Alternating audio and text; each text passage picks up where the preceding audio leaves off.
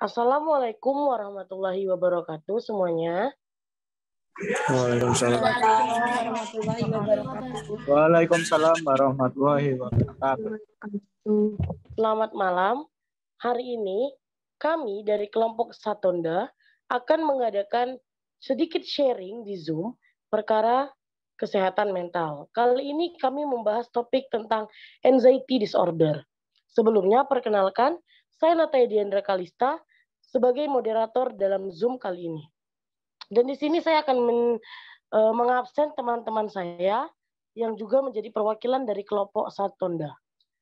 Ada Aska Dwi Yuniar, Cindy Handayani, Sarafina Putri, Widya Suryani Rum, Salsa Alifah, Hendra Dwi, Dewi Ayu Setiawati, Krisna Dwi, Hanifah Nur Insani, Febriana Dwi Puspita, Muhammad Daffa Adlan, Ikhda Khairin, Nuraini Aprilia, Farhan Maulana, Nurul Fatima, dan Alan Mahendra.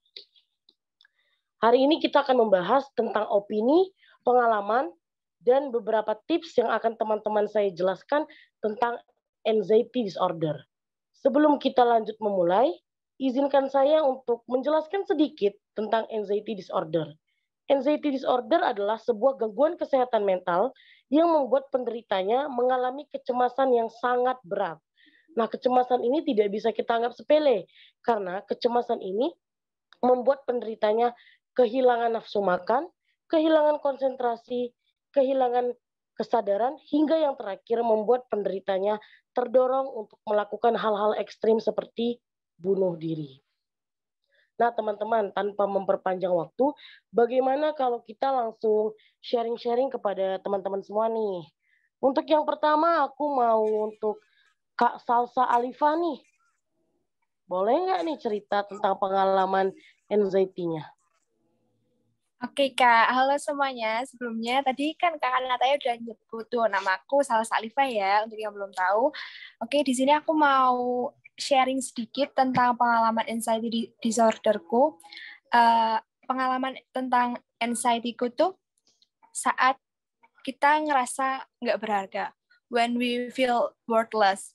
Jadi kadang kalau kita nggak merasa tidak berharga itu kemungkinan besar terjadi oleh dua faktor, yaitu kebahagiaan dan kesuksesan.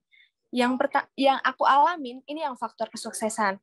Contohnya, aku pernah ikut seleksi untuk suatu perlombaan di sekolah kan. Terus habis itu aku udah ikut seleksi dan kebetulan aku nggak keterima. Dan di situ langsung rasanya kayak down banget, langsung kayak nggak, kayak yang udah Kak Nataya jelasin tadi, nggak nafsu makan, lemas, kayak gitu. Nah, waktu itu, kita tuh, waktu aku ngerasain anxiety itu, aku tuh merasa paling nggak berharga, dan ngerasa paling menderita. Nah, itu, padahal ya teman-teman, kalau kita tahu kisah Nabi Ayub, beliau itu diuji oleh Tuhannya dengan ujian yang sangat berat. Sebelumnya, beliau adalah orang yang sangat kaya raya, lahan perkebunannya luas, ternaknya banyak. Tapi beliau diuji oleh Tuhannya dengan diambil harta kekayaannya, anak-anaknya yang dikasihi meninggal, sampai dia diberi penyakit kulit. Kalau nggak salah, kalau aku salah, correct me if I wrong ya, diberi penyakit kulit, sampai bau, dan istrinya pun meninggalkannya. Nah, itu teman-teman, jangan jadi orang yang selalu ngerasa dirinya tuh paling menderita. Kayak, gimana ya, sebenarnya kita tuh perlu banyak bersyukur aja. Kita buka mata kita, di sana jauh banyak orang yang lebih menderita daripada kita gitu loh. Jadi, jangan ngerasa kita itu hidup paling menderita di dunia ini. Oh iya, kebetulan aku ada quotes. Aku lagi baca buku yang kebetulan relate sama pembahasan kita malam ini. Aku bacain ya teman-teman. Kehidupan ini seimbang. Barang siapa hanya memandang pada keceriaannya saja, dia orang gila. Barang siapa memandang pada penderitaannya saja, dia sakit. Ini kata-kata dari Pramudia Anantatur. Mungkin itu aja pengalaman anxiety disorderku. Nanti kalau ada ada tips yang bisa disampaikan oleh teman-teman yang lain, boleh Kak Nataya. Segitu aja dari aku. Terima kasih. Oke, terima kasih kembali untuk Kak Salsa ya. Penjelasan Kak Salsa tadi tentang pengalamannya itu juga menginspirasi kami yang mendengarnya. Terus cerita Kak Salsa tentang mengambil kisah dari Nabi Ayub juga turut menginspirasi kami juga, dan beberapa tips yang tadi Kak Salsa ceritakan juga mungkin membantu teman-teman yang sedang terkena anxiety dan berada di Zoom ini. Sekali lagi terima kasih ya Kak Salsa untuk pengalaman dan cerita-ceritanya tadi. Ya, Oke nih. sama-sama semuanya. Oke, kita lanjut ke teman kita selanjutnya nih. Untuk Aska Dwi Yuniar nih, ada nggak pengalaman yang bisa diceritakan tentang anxiety disorder ini? Kalau aku sih, aku nggak pernah merasakan anxiety disorder yang di sosial kehidupan nyata. Tapi aku tuh ngerasainnya anxiety disorder akibat dari sosial media. Kayak contohnya nih, aku mau upload sesuatu di Instagram, tuh aku sama sekali nggak berani, aku kayak ngerasa gelisah, aku ngerasa cemas. Kadang aku tuh sampai keringat dingin, sampai deg-degan. Terus habis itu, aku punya temen nih, nama temen aku namanya Novi. Dia berani banget. Aku sampai nanyain, Novi, kasih tau aku dong tipsnya biar aku bisa upload di sosial media tanpa mikirin bakal dapat berapa banyak likes-nya, bakal dapat berapa banyak komennya, tanpa mikirin aku bakal diomongin yang macem-macem. Terus kata dia, udah sekarang nggak apa-apa, lakuin aja yang bikin kamu senang, asalkan gak ngerugiin orang lain gitu. Terus aku tuh cara mengatasinya itu aku sadar aja kalau misalnya jumlah like, jumlah komen, jumlah misalnya retweet di Twitter itu tuh sama sekali nggak penting. Yang terpenting itu hidup aku tuh bahagia. Terus habis itu selanjutnya cara aku mengatasinya itu adalah aku sharing nih ke si Novi, teman aku. Terus habis itu selanjutnya juga aku lebih terbuka sama diri aku sendiri kalau misalnya Instagram itu nggak terlalu penting. Kayak gitu. Oke Kak Aska. Nah, cerita Kak Aska ini sepertinya relate dengan beberapa pemuda-pemudi zaman sekarang nih yang kayaknya kalau di sosial mungkin mereka baik-baik aja, cuman kalau di sosial media mereka merasa kayak takut tidak terpenuhi nih harapannya gitu. Misalnya, karena kita biasa punya standar likes ya kalau misalnya masukin di postingan nih, ya nggak? Ya. Misalnya biasa postingannya hampir 100 lebih. Terus sekalinya kita masukin, gak sampai 100 tuh perasaan kayaknya, aduh ada yang salah atau ada yang kurang, ya nggak? Nah, biasa kayak gitu. Tapi salam juga ya untuk si Kak Novi tadi. Berarti dia keren bisa memberikan saran kepada temannya sehingga temannya berani untuk memulai hal baru di sosial media dengan tidak menakuti hal-hal yang sebetulnya tidak perlu ditakuti ya Kak Aska. Iya. Ya, terima kasih nih Kak Aska untuk pengalamannya. Oke, selanjutnya aku mau bertanya dengan Kak Cindy Handayani. Ada nggak Kak Cindy Handayani? Hadir. Oke, Kak Cindy. Kak Cindy ada pengalaman tentang anxiety disorder? Ada. Nah, kalau ada Kak Cindy boleh bercerita? Oke, jadi aku punya pengalaman tentang anxiety disorder. Aku nih orangnya yang nggak terbiasa di depan kamera, di depan umum, ataupun di tempat keramaian. Jadi respon tubuh aku tuh kalau di tempat keramaian itu jadi kayak khawatir, gugup, takut, sampai keringat dingin. Bahkan yang paling parahnya tuh gemeteran. Nah, cara aku menenangkan diri aku sendiri tuh dengan tarik nafas dalam-dalam, terus bicara dalam hati, yakinkan diri aku sendiri bahwa aku bisa lakuin yang terbaik. Itu aja sih kalau pengalaman aku.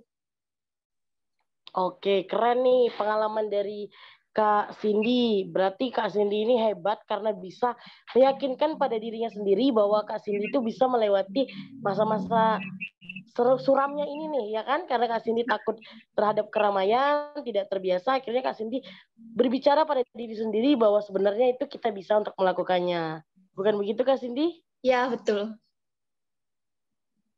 Oke, terima kasih ya Kak Cindy untuk pengalamannya. Ya. Nah, untuk selanjutnya aku mau cari temen yang cowok nih. Kira-kira siapa ya? Untuk Mas Krisna Dwi.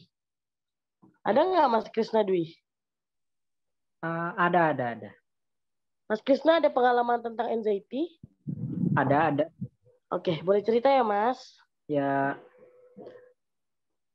mungkin pengalamanku tentang anxiety ini mungkin sudah dialami oleh banyak orang ya.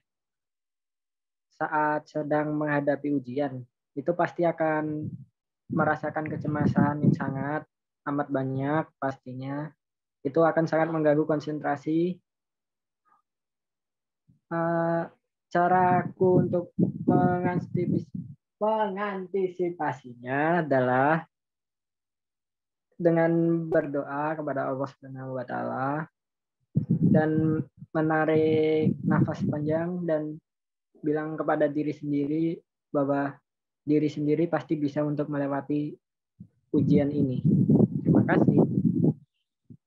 Nah, iya nih, benar nih kalau kejadian yang dialami sama Mas Krisna ini pasti biasanya dialami oleh teman-teman siswa-siswi juga nih. Karena kan kalau biasanya kita ujian, kita takut nilainya rendah, kita takut gagal atau remedial, akhirnya ngebuat kita cemas, takut, stres, bukan begitu ya Mas Krisna ya? Iya, betul. Nah, akhirnya Mas Krisna punya jalannya sendiri nih dengan berdoa, dengan berbicara pada dirinya sendiri juga. Jadi keren Mas Arya bisa menemukan caranya. Terima kasih ya Mas Krisna. Sorry Mas Krisna. Iya, terima kasih kembali. Oke, kita lanjut ke sebentar nih. Kak Sarafina Putri. Ada Kak Sarafina?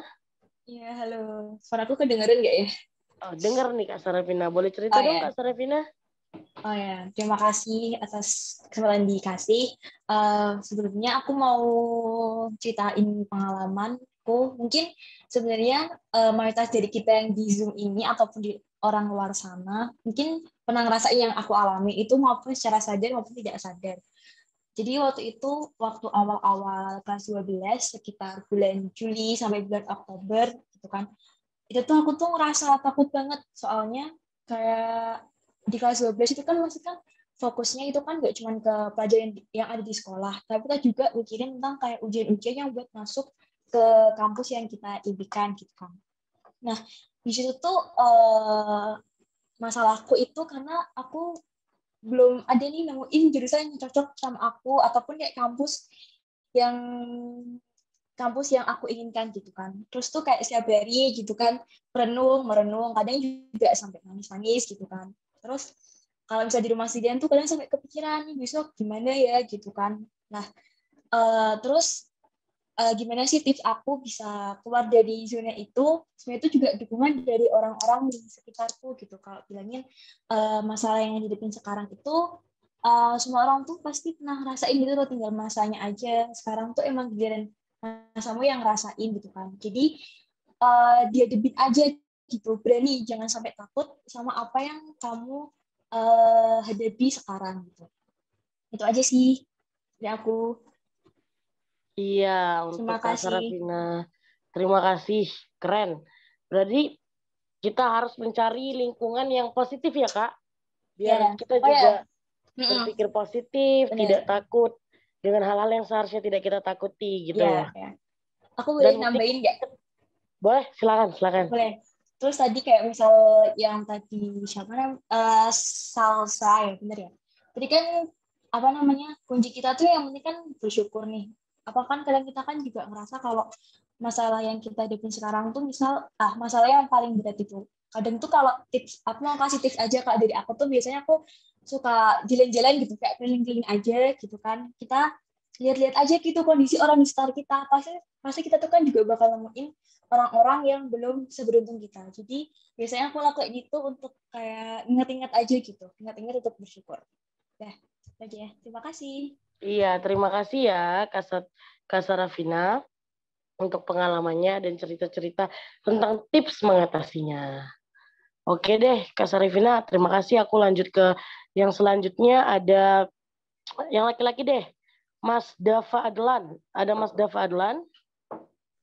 Ya, di sini. Mas Dava ada pengalaman anxiety disorder?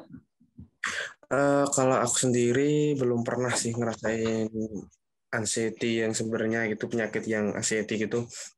Mungkin aku pernah ngerasain kecemasan saja kayak saat kita ingin nunggu giliran presentasi di sekolah gitu. Aku sering ngerasa gimana ya, deg-degan banget sampai pikirannya kemana-mana gitu. Nah, jadi aku punya tips buat ngilangin itu. Caranya kita atur pernafasan, kita tarik nafas dalam-dalam, senangkan pikiran, jangan terlalu banyak mikir gitu.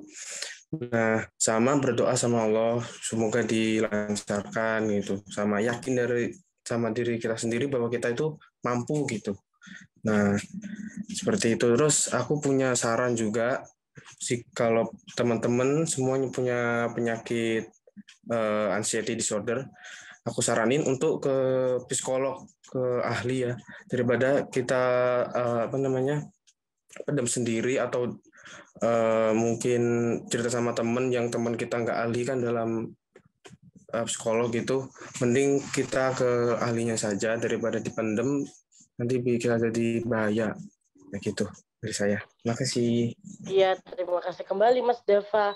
Nah, tapi dari penyampaian Mas Dava tadi, untuk di endingnya Mas Dava bilang bahwa yang paling penting adalah pergi ke dokter. Nah, itu yang paling penting sekali. Kalau kita merasa anxiety, itu jangan kita pendam sendiri ya teman-teman, karena itu bisa membuat akhirnya menumpuk di hati, membuat stres, akhirnya malah berpikiran aneh-aneh, mau bunuh diri, mau mengakhiri hidup lah, pokoknya jadi yang enggak-enggak gitu. Lebih baik kita ke dokter, kita ke psikolog, kita berkonsultasi biar bisa mendapatkan jawaban yang benar menurut medis ya. Benar gitu Mas Dava? Betul sekali. Oke, terima kasih ya Mas Dava. Ya, sama-sama. Kita lanjut ke selanjutnya. Teman kita ada Mbak Widya Suryaningrum. Ada Mbaknya? Ya, halo. Oke, Mbak Widya ada pengalaman anxiety nggak? Iya, mungkin menurut saya ini bukan termasuk anxiety berbahaya ya, cuman gangguan panik atau cemas yang biasa. Jadi dulu itu waktu SMA ada guru yang paling galak di SMA saya. Nah, setiap mau pelajaran ibunya itu pasti pada cemas, pada khawatir lah, deg-degan gitu, takut kena marah. Nah, kenapa kok sampai deg-degan gitu teman-teman saya? Karena guru saya itu walaupun kami tidak melakukan kesalahan itu pasti kena marah. Apalagi kalau dikasih pertanyaan tapi jawabannya salah atau malah tidak bisa jawab, itu pasti kena marah.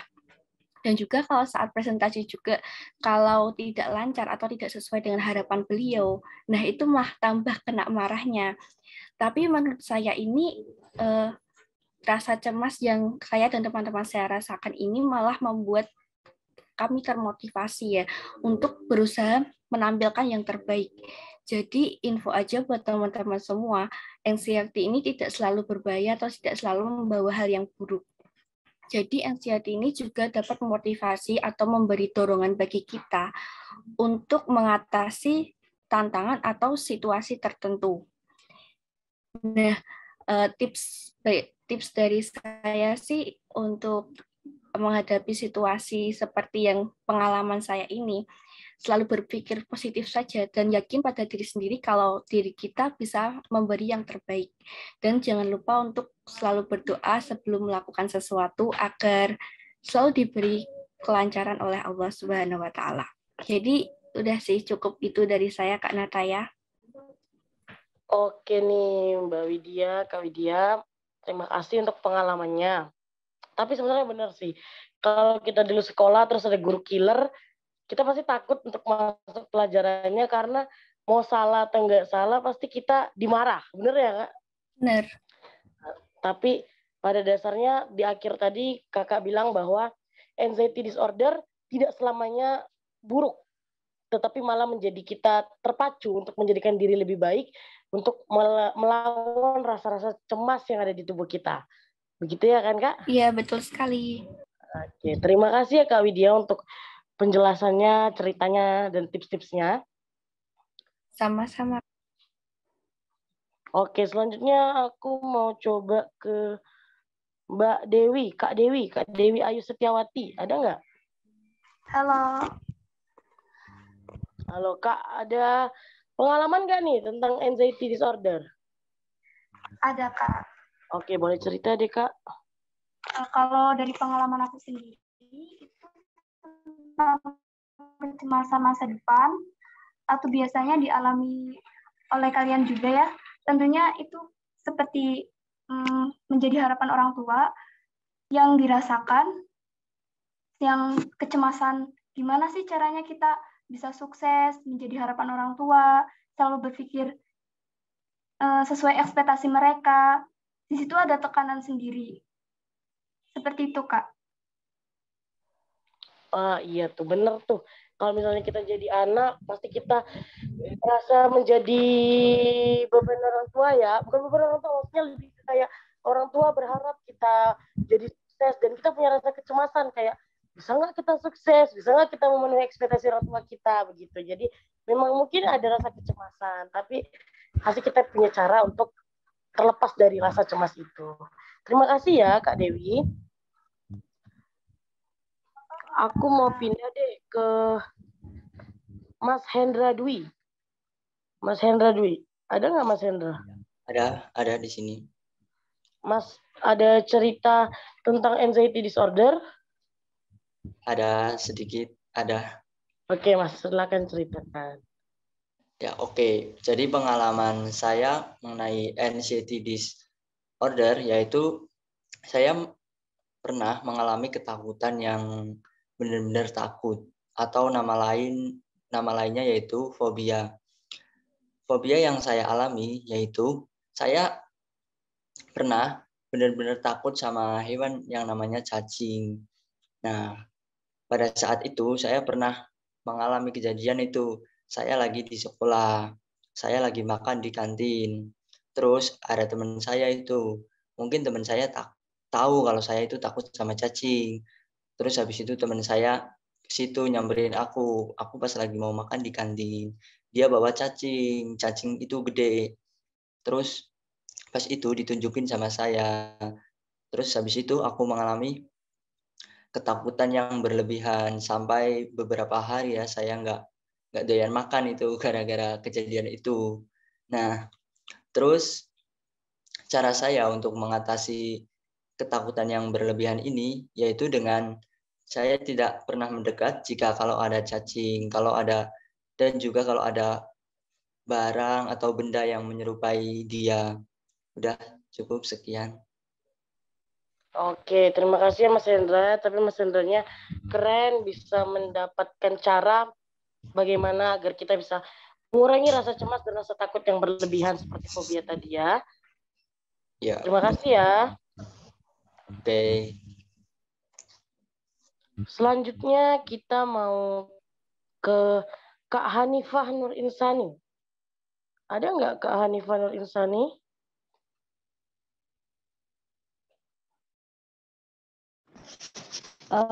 Iya, kedengeran nggak suaranya? Kedengeran Kak, kedengeran suaranya.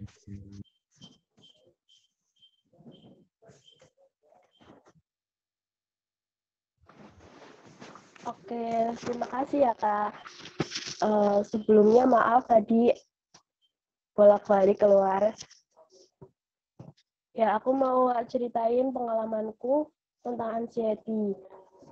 Jadi dulu itu waktu aku masih kecil, aku itu sering banget kayak dikucilkan gitu sama teman-teman, sampai itu saat ini juga kayak masih kebawa trauma gitu. Kayak aku itu nggak diajak temenan deh sama mereka. Jadinya sampai sekarang itu masih cemas kayak gitu. Terus cara aku buat ngilangin rasa itu sampai di mana aku masuk organisasi di SMP, terus akhirnya menemukan teman yang benar-benar pas banget sama aku, dan akhirnya aku bisa keluar dari trauma itu. Terus juga kayak jangan terlalu circle-circlean gitu. Jadi itu sih sama mendekatkan diri kepada Allah. Oke Kak Hanifah. Segitu aja. Itu pengalamanku waktu dulu ya, teman-teman. Ya, terima kasih Kak Hanifah. Berarti ini sama nih, cara penyelesaiannya seperti yang tadi sempat aku notice adalah dengan cara mencari lingkungan yang positif. Karena kalau kita berada di lingkungan yang positif, maka kita juga akan berpola pikir positif dan tidak ada hal-hal negatif nih di samping kita yang akhirnya membuat diri kita merasakan kecemasan yang berlebihan. Terima kasih Kak Hanifah. Sekarang Ya, sama-sama. Kak Febriana Dwi Puspita. Ya, terima kasih waktunya telah diberikan waktu. Di sini saya akan menceritakan tentang anxiety. Anxiety kan kecemasan ya, pribadi saya sendiri itu orangnya panikan. Itu pengalaman saya yang sangat panjang, tapi akan saya persingkat secara perlahan. Jadi waktu 1 tahun itu, ya kalian tahulah gimana rasanya mencari perkuliahan itu tidak semudah mencari SMA, tidak semudah membalikan tangan gini kan. Nah, kegagalan terus tersalurkan sampai saya itu benar-benar down gitu kan. Ih gimana yo, bisa nggak ya gitu. Pemikiran saya itu cuma satu, gimana cara saya itu sukses. Padahal emang sih nggak semua kesuksesan itu berada di pendidikan. Tapi kan kalau bagi saya sendiri pendidikan itu sangat penting. Nah, terus sampai saya itu mikirnya tuh nggak mau makan sampai 7 hari gitu tuh. Terus orang tua saya juga bingung. Ya udah, dibawalah saya ke suatu tempat dan di situ saya diberi nasihat.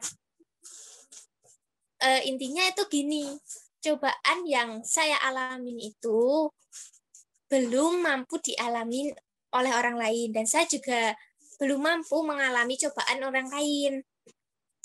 Dari situ saya belajar, oh iya ya, semua permasalahan itu akan mendapatkan jawabannya, tidak mungkin memberatkan.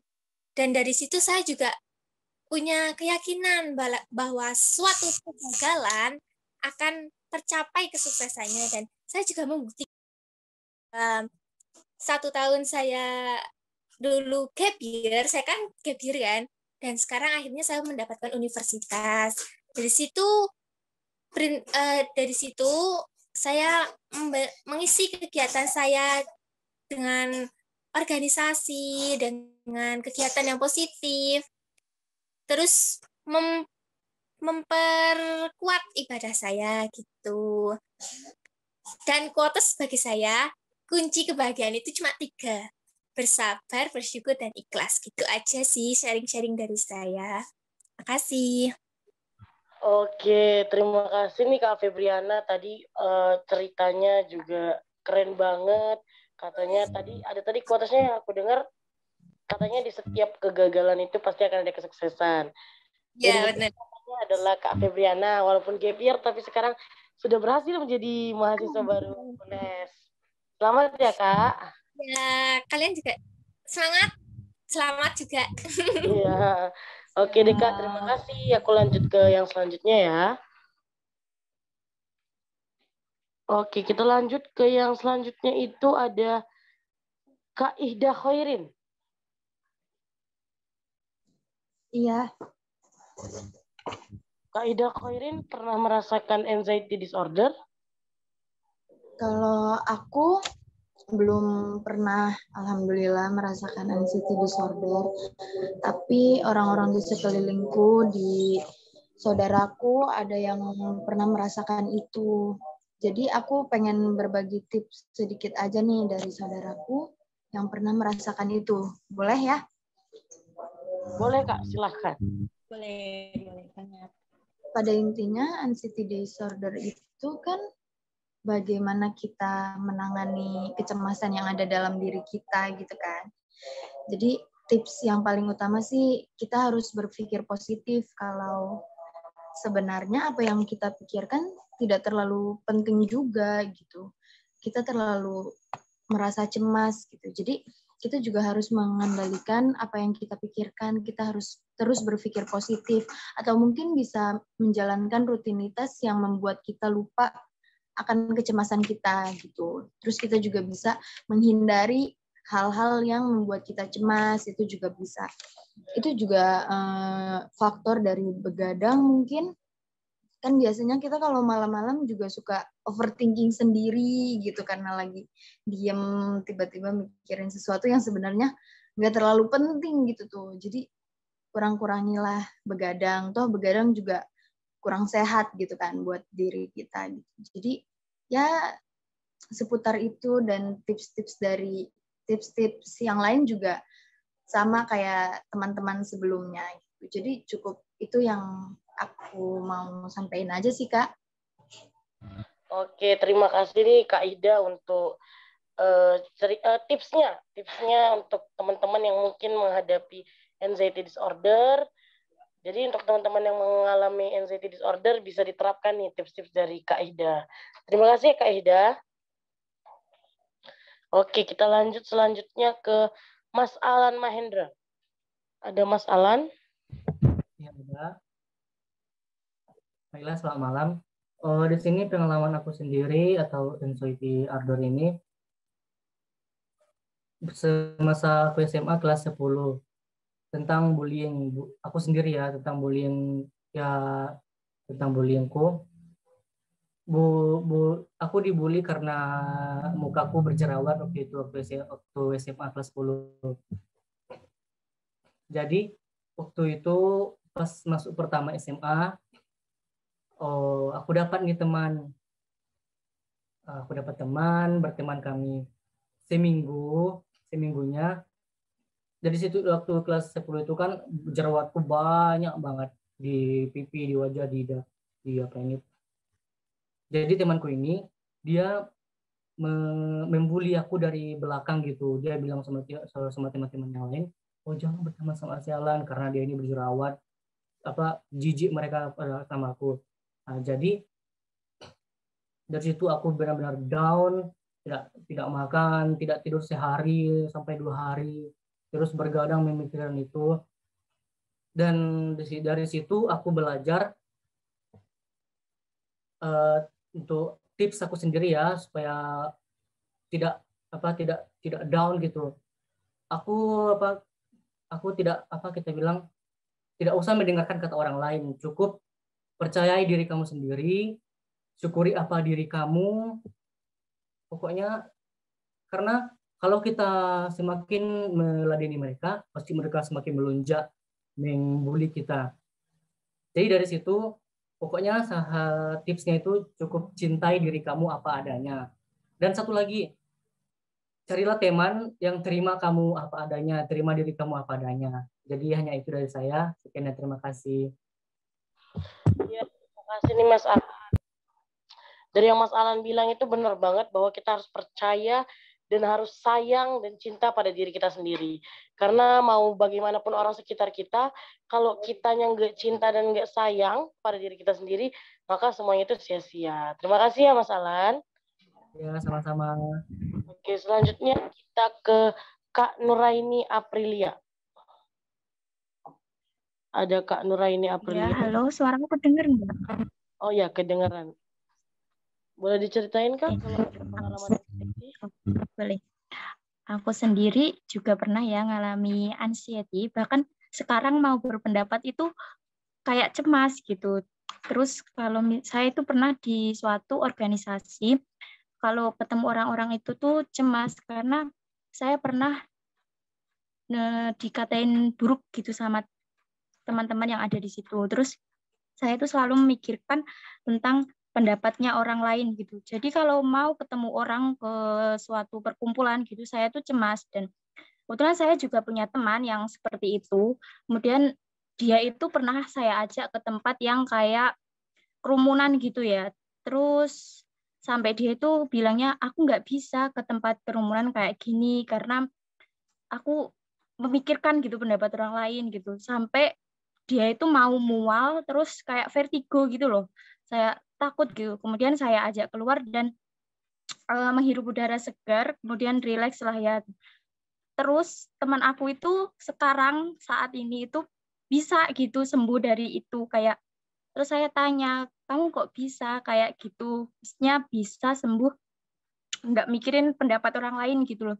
Terus katanya dia, kalau kamu berada di lingkungan kayak gitu, mending hindari aja. Istilahnya lingkungan yang toksik atau kurang baik lah ya. Kamu hindari aja untuk apa mental naik lah ya. Untuk diri sendiri, sayangi diri sendiri. Kemudian jangan terlalu memikirkan pendapat orang lain.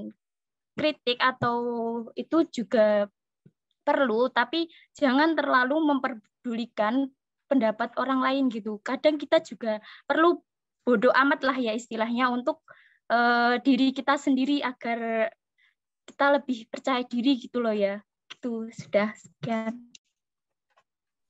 Oke nih, iya. Untuk Kak Nera ini aku boleh nanya sedikit nggak? Boleh.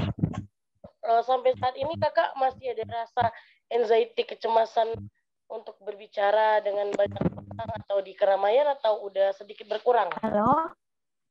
Halo? Gimana? Boleh diulangi soalnya macet-macet.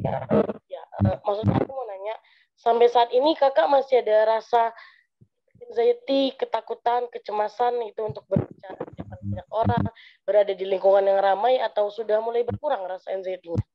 Iya. Kalau misalnya rasa anxiety atau kecemasan itu nggak bisa gitu ya benar-benar dihilangin. Karena cemas itu sendiri respon dari saat kita kondisi stres. Jadi itu respon, jadi nggak bisa benar-benar dihilangin, tapi bisa dikurangi.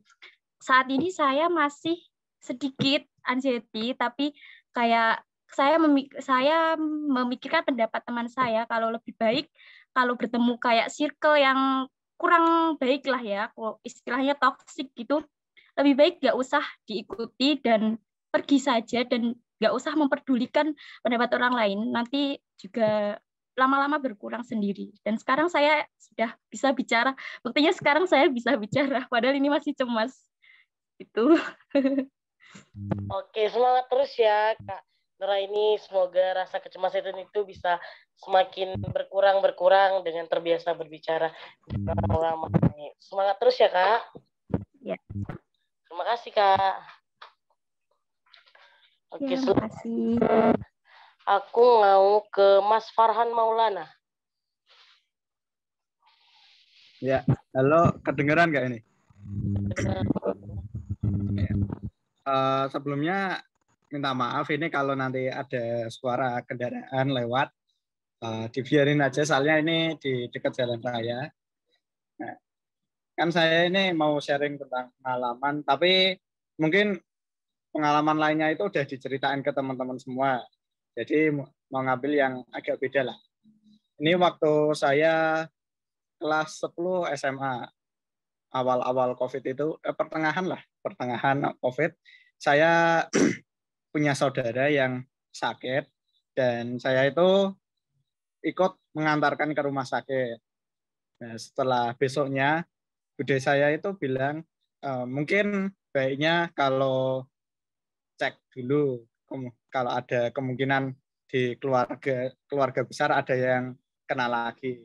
Habis dicek, hasilnya keluar, saya itu ternyata positif tapi tidak merasakan apa-apa. Jadi saya itu mau diisolasi juga, seminggu habis tes itu mau diisolasi. Terus keluarga saya itu bilang, kamu nggak usah cemas, nggak usah apa-apa, sehat, nggak kena apa-apa, jangan mikirin yang aneh-aneh. Pas waktu itu saya juga agak cemas, nanti gimana, kan diisolasi sendirian itu, satu ruangan sendirian di sana. Nah, saya cemas mikirnya, nanti saya apa kayak menderita kayak orang-orang lain yang ada di berita gitu ya. Habis dibilangin jangan cemas, jangan mikir aneh-aneh, berdoa ke Allah. Nah, hasilnya pas di waktu isolasi itu ternyata baik-baik aja sampai selesai, sehat-sehat aja. Bahkan di tempat isolasi ada jadwal untuk berjemur di pagi hari. Nah, itu juga ketemu sama orang-orang lain, ada yang dari daerah sana, dari sini, terus cerita-cerita gimana sih kok bisa masuk ke sini itu gimana. Terus sharing-sharing. Bahkan ada anak kecil juga yang masuk di tempat isolasi itu. Sekitar ya kelas 3 SD kalau nggak salah waktu itu. Itu masuk ke tempat isolasi juga. Udah habis keluar, udah sampai rumah, udah sehat kan. Waktu mau berangkat di isolasi itu kan pasti dijemput ambulan kan ya. Terus pas waktu pulang itu aku mikir lagi, ini pandangan tetangga terhadap sini itu gimana? Soalnya kan waktu itu lagi was-wasnya orang kalau ada yang kena nanti pasti kayak dijauhi, soalnya kan ini penyakitnya baru hitungannya. Nah, itu terus habis itu ibuku bilang udah santai aja, nanti bilang ke ke Pak Ustadznya di sana, soalnya dekat masjid juga. Terus waktu di sana bilangin kalau saya itu udah sehat, satu keluarga udah sehat, tidak kenapa-kenapa. Nah, waktu dibilangin udah selesai, ya akhirnya normal lagi. Nggak ada kecemasan antara keluarga saya sama tetangga. Ya, jadi untuk teman-teman semua kalau semisal terkena penyakit atau sakit gitu, jangan mikir yang aneh-aneh, mikir saja kalau tubuhnya itu sehat, jangan mikir yang negatif. Nanti kalau negatif itu kan malah juga mempengaruhi antibiotik tubuh, jadi ya malah tubuh nanti jadi tambah sakit juga. Terus juga tambah doanya kepada Allah. Mungkin dari saya itu aja pengalamannya. Sekian, terima kasih. Oke, terima kasih Farhan untuk pengalamannya. Kalau dari aku lihat nih dari cerita Mas Farhan, untuk upaya penyelesaian ini ada berada di lingkungan positif ya, karena keluarga Mas Farhan juga mendukung untuk Mas Farhan berpikir positif. Lalu yang kedua selalu berpikir positif, dan yang ketiga berdoa kepada Allah.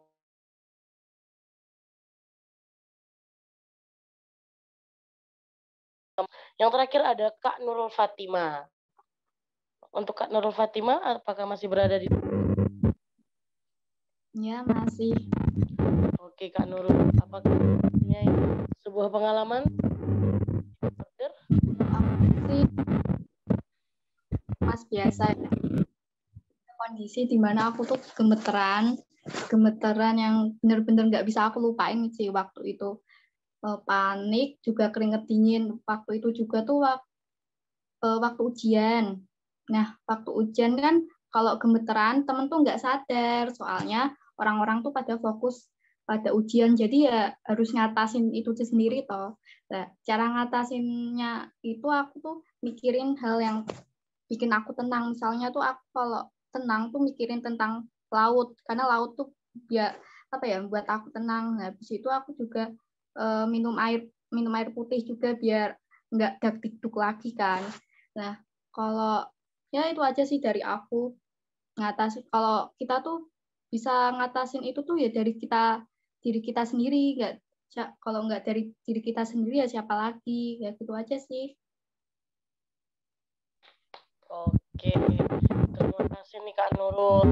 Tadi aku dengar bahwa kalau di Mas memikirkan hal senang, salah satunya adalah laut. Terima kasih ya Kak Nurul pengalamannya. Oke teman-teman semua. Nah, kita sebenarnya sudah berada di penghujung acara nih. Tapi sebelum aku tutup, aku mau cerita juga bahwa aku itu pernah merasakan namanya anxiety disorder. Jadi dulu waktu SD, SMP, dan SMA, aku itu punya rasa ketakutan dan kecemasan yang sangat berlebihan kalau sudah waktunya mendekati pengumuman pembagian rapor. Nah, itu tuh benar-benar mengganggu banget karena aku kehilangan nafsu makan, aku bisa nggak tidur, insomnia, dan bahkan aku punya rasa ingin mengakhiri hidup karena aku nggak mau tahu apa hasil ulanganku. Padahal itu sebenarnya nggak bagus dan nggak baik. Tetapi pada akhirnya seperti yang tadi teman-teman sudah ceritakan juga, beberapa tipsnya adalah dengan menenangkan diri, terus juga dengan berdoa, bersyukur, berada di lingkungan yang positif, dan selalu berpikir positif. Akhirnya lama-kelamaan berkurang tuh aku punya anxiety disorder. akan ketakutan-ketakutan seperti itu. Walaupun sampai sekarang sih kayak mau masuk kuliah tuh masih ada tuh rasa-rasa takut, nggak nafsu makan, nah kayak gitu. Nah, sebelum tutup aku juga mau baca resume untuk pertemuan Zoom kelompok Satunda malam ini. Nah, dari Zoom kita hari ini yang bisa aku dapat adalah kalau anxiety disorder ini adalah bukan sesuatu hal yang bisa disepelekan karena memang memiliki dampak yang cukup berat juga, cukup menakutkan kalau sampai ekstrim bunuh diri gitu misalnya. Dan juga dari tips dan trik yang sudah diberikan sama teman-temanku tadi, pertama ada pergi ke dokter, ke psikolog, lalu ada banyak bersyukur, sharing ke orang terdekat, bicara pada diri sendiri, berdoa kepada Tuhan, berada di lingkungan yang positif, bernafas dan berpikir dengan tenang dan lega, menghindari hal yang membuat kita cemas, percaya pada diri sendiri, dan memikirkan hal yang membuat kita tenang. Nah, untuk teman-teman boleh aku minta untuk unmute dulu nggak? Sebelum menutup, aku mau ajak teman-teman untuk Oke, siap. Siap. Dengar ya?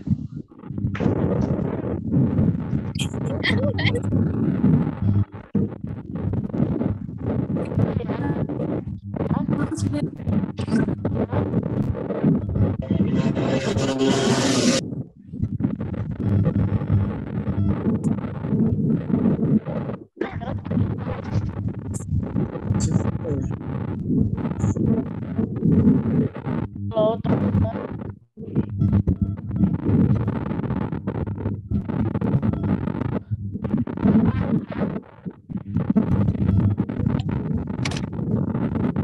Aku ulangi, jadi kamu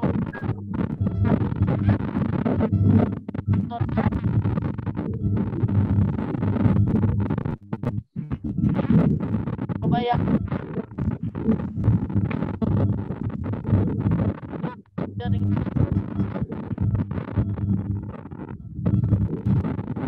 Boleh dong aku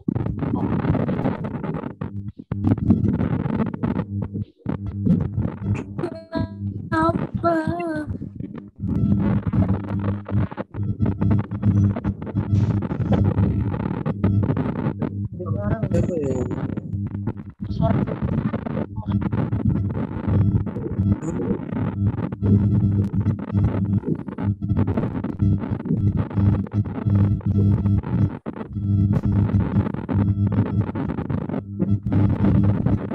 Dengannya pada gangguan. Ya, namanya di YouTube.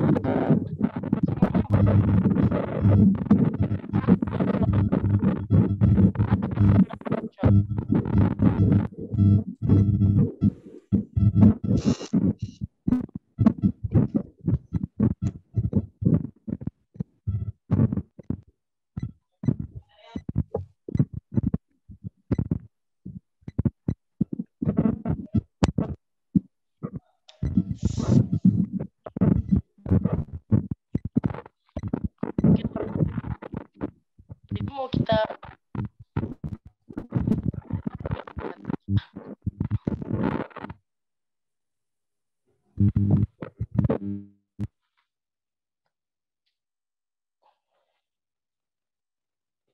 Oke teman-teman, kalau udah ada yang bisa dengar suaraku, Bisa. Aman. Bisa. Mau kita ulang ininya apa jargon kita? Boleh. Oke, jadi jawabnya Satunda. Oke. Oke. 1, 2, 3.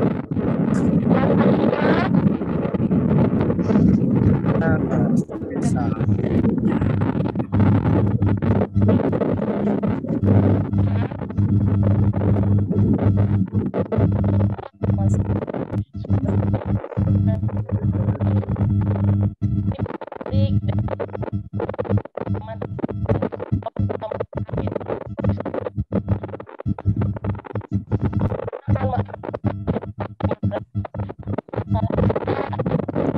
Ucapan kepada teman-teman sebelum menutup, izinkan saya untuk membacakan satu bait pantun. Nggak apa-apa ya teman-teman? Boleh. Boleh. Jalan-jalan membeli bantal bermasa. Kita jaga kesehatan mental bersama Satria pasti bisa. Oke teman-teman. Selamat malam. Bye-bye. Salam warahmatullahi wabarakatuh. Terima kasih.